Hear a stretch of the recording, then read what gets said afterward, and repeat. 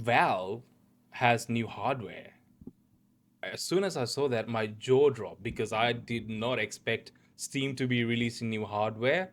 It's a pretty fun trailer too. Let's check it out together because we gotta talk about this. I totally was not expecting This is a the new new controller. Steam controller. The new Steam controller puts all of your Steam games at your fingertips, so you can play wherever and however you want. Just like with Steam Deck, we want you to be able to play any game with your Steam controller, even games never built with a controller in mind. It has all the great features from Steam Deck.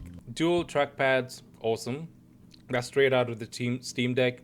HD haptics, gyro, grip buttons, full-size controls, CapSense thumbsticks.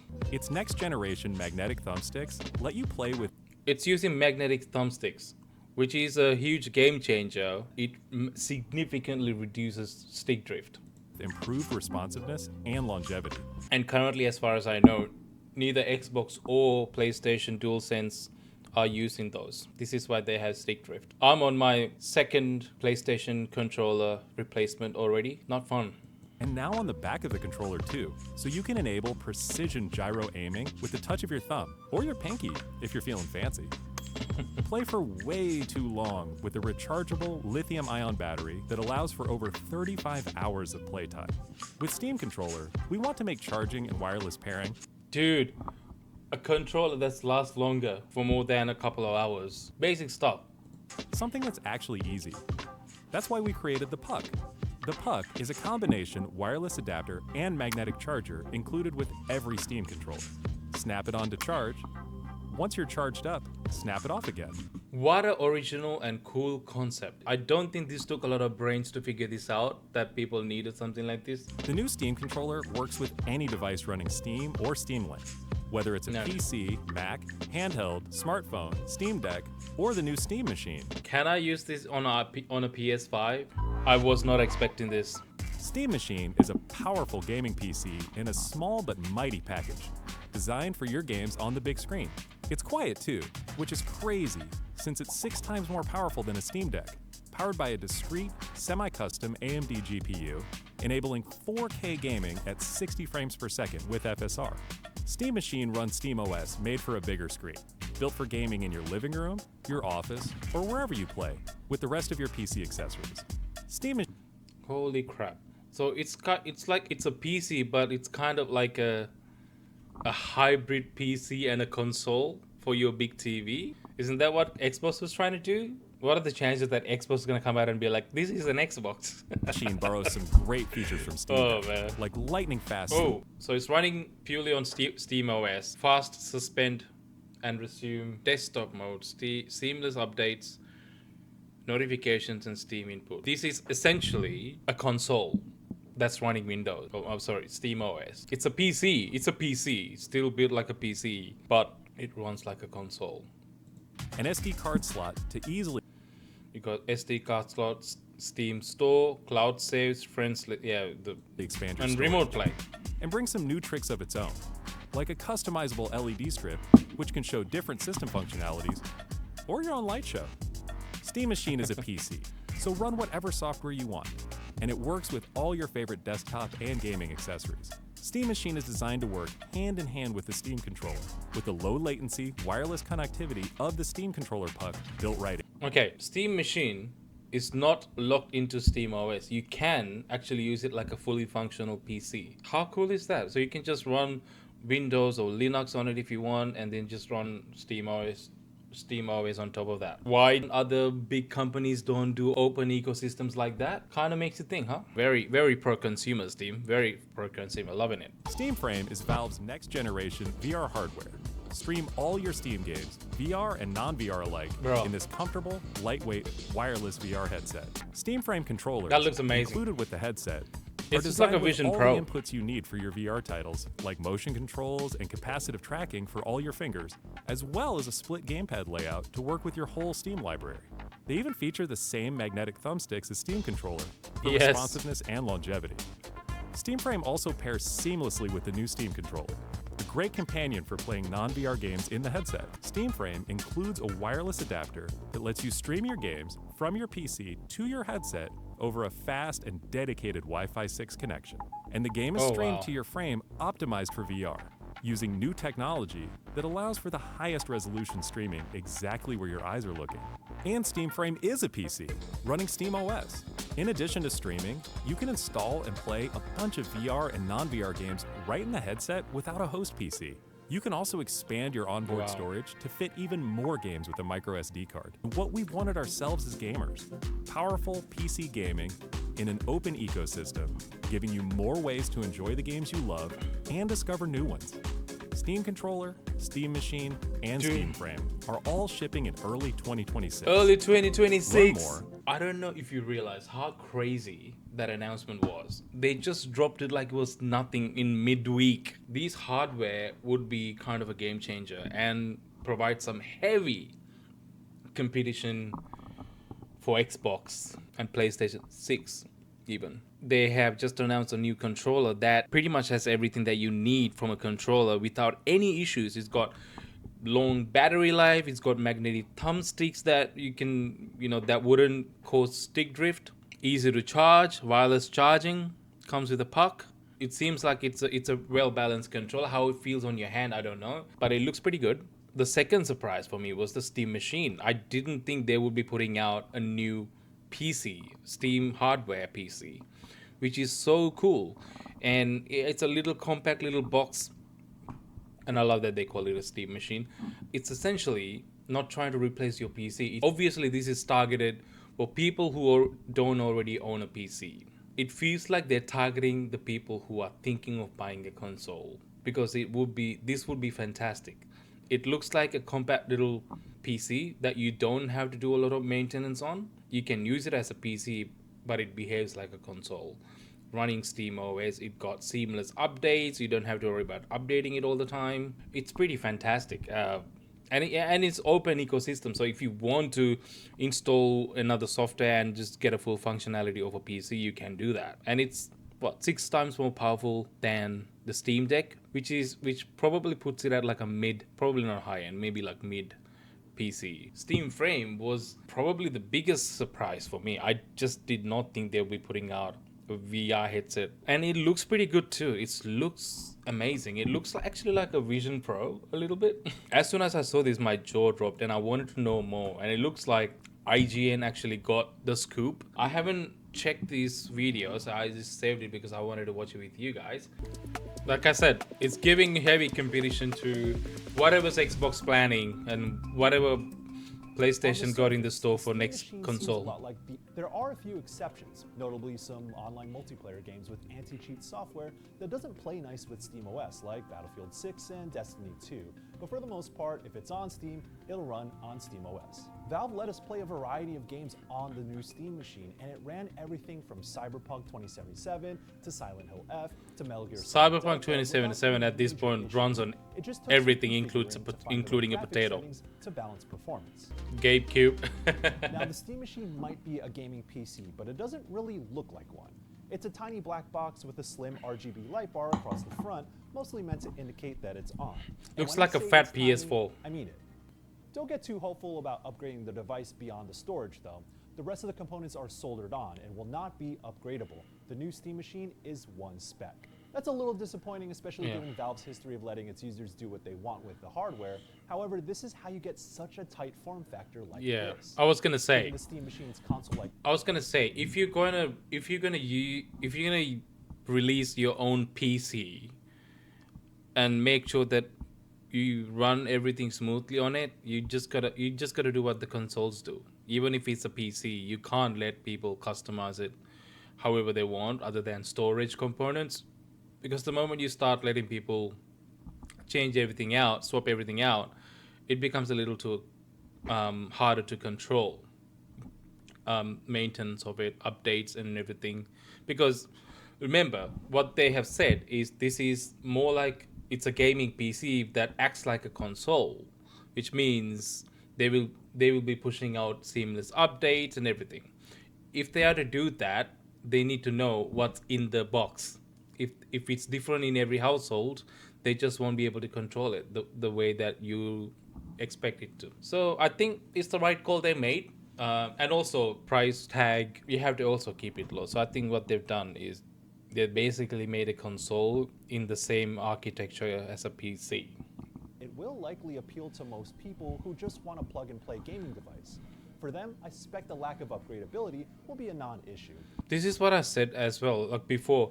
Like, this is not for hardcore gamers. This is not really aimed at for people who are looking to buy a new PC so you get into like hardcore PC gaming. I don't think that's the point of this. The point of this is for more casual gamers or even console gamers to make that jump to PC. This would be a good entry point because it's a PC that acts like a console that's not a console. It has an open ecosystem, so it actually lets you do whatever you want with it. That's the perfect entry point. Steam is smart to figure this out and actually jump on this now before anybody else. Because they are using one spec for the machine, they're going to keep those prices low. Based on the specs that they've shown just before, it looks to be a pretty mid-tier PC, which would be quite affordable for most people. Although we didn't have a frame counter up for Cyberpunk, I did get more granular with Metal Gear Solid Delta. I do have a problem with people always using Cyberpunk as a benchmark because, yeah, Cyberpunk was one of the most poorly optimized games when it launched. But I think as of right now, this game can run on potato. They have optimized the shit out of this game now. It literally is probably one of the most optimized games out there that can run on anything. Like literally, no matter what your specs are, you can get Cyberpunk to run on your system. That's just how it's running on Switch too. Yeah, try a different game that is poorly optimized, like Borderlands 4 or something. See how well that runs, and that'll give you an idea how much the PC can handle. It defaulted to ultra settings at 4K with TSR instead of AMD's FSR. Silent Hill struggled, chugging along at what seemed to be 15 to 20 FPS. Not exactly what I'd call playable. Yeah, that looks After adjusting horrible. the settings down to medium at 1440p with FSR enabled, things felt much better. But this just highlights that the Steam machine is still a gaming PC at the end of the day, for better and worse. If you're buying a PC, you're just gonna have to deal with it. If you're buying a PC, whether you buy this PC or something else, you're just gonna have to take care of your PC. One thing, it's not set and forget like a console is. Unfortunately, you have to clean it up. You don't have the luxury of starting a game and just jumping straight in like you do with a console, because it's designed for one spec. You just don't have to worry about it because the whole game is actually designed for that machine. So you just pop it in and then you play it. But for PC, every person has a different type of PC with different specs. So you literally have to go into settings in each game and then tweak everything and make sure that, like, figure out what the best result for you is, and the frame rates and the graphical settings and everything before you jump in. That I quite love doing that. I love just messing around with the settings and figuring it out, like taking my time tweaking it out. I know some may not, but if you're not the type of person to enjoy that, probably a PC is not for you, unfortunately, because it is something you'll have to do. Otherwise, if you just ignore the settings and you just go into the game, it might actually work most of the time, but it will be poorly optimized for your PC and it'll probably run like crap, even though it could be running better. That's just how it is. How funny is this? I know they both put up their prices, but how is it that Xbox costs $650, a whole $100 more than a PS5? That is crazy to me. Pricing for the Steam machine yet, but they did. They didn't even roll that back. They stuck it out. With similar. Like I suspected, it looks like a competition for consoles, especially next generation consoles. What they're doing here, obviously targeted at people who want the simplicity of a console but don't want to go full PC hardcore master race, you know. I think for those type of people who are looking to buy a reasonable gaming machine but yet don't want to be stuck into an ecosystem like a PS5 or an Xbox, but also doesn't cost you an arm and leg and runs everything, this would be the perfect candidate, because it can run anything, because it's open ecosystem, which means you can literally download anything you like on the machine and play it. It's not locked into SteamOS either. You can technically download anything else that's not even part of SteamOS and then run it normally like you do on a normal PC. Not just Steam, you can actually, if you have a existing library on Epic Game Store or GOG or Amazon Prime or like all the other stuff or any other library, PC Game Pass, I think you should be able to access that on here too. If it's running on Windows, then you can pretty much run anything you want on it. You're not locked into anything, which is so cool, which can't be said about the consoles like PS5 or PS6, which is the next console, or whatever the next Xbox gonna be. But the downside, like I said before, is because ultimately it is a PC, you're still gonna have to mess with the settings to figure out the best setting for your for the PC for each game, because the games will not come pre-calibrated. If it does, that would be actually quite awesome, because if the Steam machine is going to be one spec, eventually the devs might be able to just pre-calibrate everything to a Steam machine verified setting like they do with Steam Deck. If they do that, that will be even better, because then it'll be like just like a console. You don't even have to mess with the settings anymore. The Steam frame is probably the one that excited me the most, because it was so unexpected. Out of the three pieces of hardware they announced, the most impressive has been for me is Steam frame, and would be the most applicable to most people, because this gains interest from existing PC users as well, not just people who are looking to buy a PC. And it seems like it's doing a lot of the things right that other gaming VR headsets didn't get right, including Sony's VR headset, Meta Quest, maybe that as well. There's first hands-on impressions on IGN that I want to check it out. I was able to use the upcoming Steam frame when I visited Valve last month, and it is genuinely impressive tech that I wish came out a lot sooner. I don't think that the appetite for VR games has gone away. I think what's happened is people are kind of sick of the products that currently exist. We have advanced a lot since like the first ever VR, like especially like PS4 VR headset. Do you remember how like janky that was? We have come a long way, but the thing is, most of these VR headsets are kind of bulky. They like heavy on your head.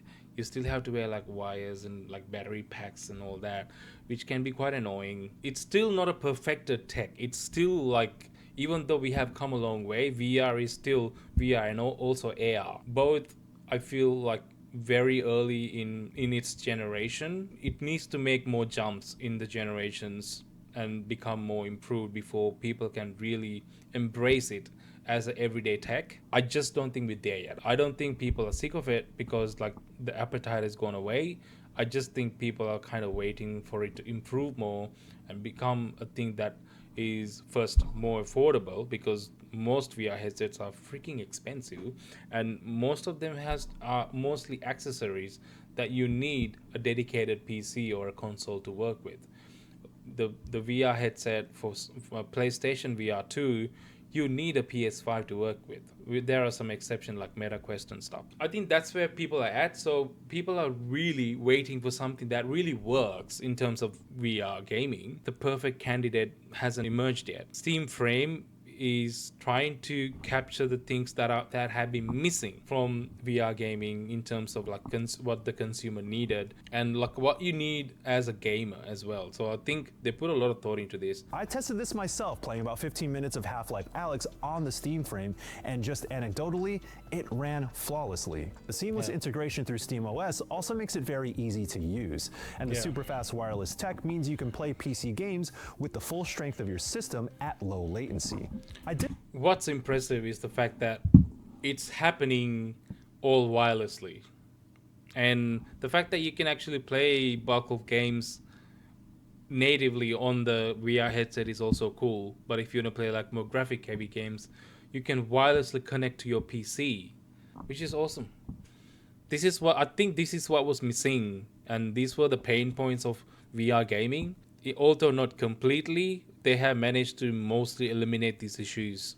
And also the fact that it's actually well balanced on your head. The weight distribution seems to be mostly a non-issue. Fantastic. I think this is what was missing. And we're probably going to see these improvements across the next generation of VR headsets That'll probably come out with the next generation of consoles as well. This is a step in the right direction for VR gaming. Probably get people interested again in VR gaming. Don't know how much it is. If it doesn't cost an arm and a leg, that would be awesome. I thought Half-Life Alyx set a bar so high that others would try to reach, He does with have the a hope point. of getting a wave of great new VR games in the process, but such wasn't really the case. That's not to say that there aren't noteworthy games that have come out since then, such as Asgard's Wrath 2, but it's remained a niche in the years since. For reference, a 512GB MetaQuest 3 goes for $500 at regular price as of now, so the Steam frame will have to at least compete in that range. I think the biggest issue that VR gaming has right now is probably the fact that most of these VR headset comes tied in needing support from a dedicated PC. If you want to play like more graphically intensive games, which is where really the fun is, especially when it comes to VR games. Let's face it. But that's, I think, the issue most people would have, I think, because right now a console is very expensive. Also, a PC is definitely more expensive, and you need that if you just want to play VR games, right? There are some exceptions to this, obviously, but even then, like the VR headset themselves, like if you want to get like really quality one, it's gonna cost you a lot, and still gonna need a dedicated PC to work with it. So all these issues, even the Sony PlayStation VR 2, you need PS5 to work with it. So it's really a big pain point, and I think kind of a deal breaker for most people who are interested in it. So most people who buy a console just happy to play games on it, even though you might like to try VR and then some VR games. One thing, you don't have enough support, like this guy mentioned. It is true. You don't really get a lot of options. VR gaming, well, there's not a lot of VR games. That's another thing. Yeah, you need to fork out another couple of $1,000 to get it, Australian dollars, to have access to a good quality VR headset, and then a console or a PC on top of that to make it work. So which is really, I think, the issue, and why it hasn't taken off the way people had hoped that it would. But I think this is, again, a step in the right direction for VR gaming, but still there are still a lot of pain points there that hasn't really completely been addressed.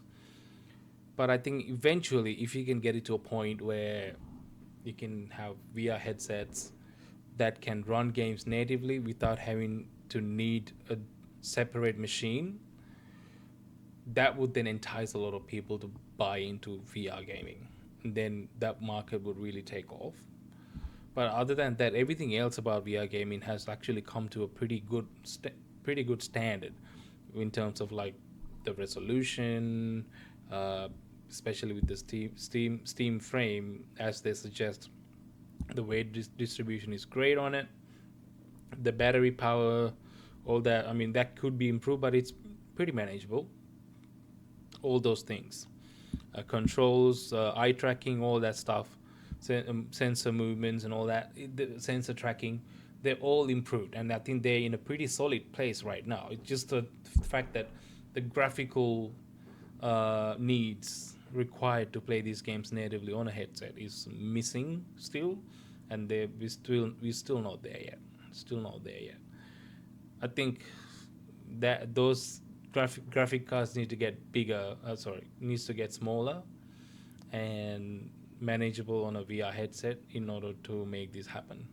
We'll get there. We're just not there yet. What do you guys think about the Steam machines, man? They just dropped out of nowhere and then kind of made a wave today. Everyone's kind of talking about it right now, and I think they are serious contenders for next generation gaming hardware, and it's already coming next year. We're gonna get new Steam hardware before GTS 6. It's crazy. Yeah, let me know what you guys think in the comments.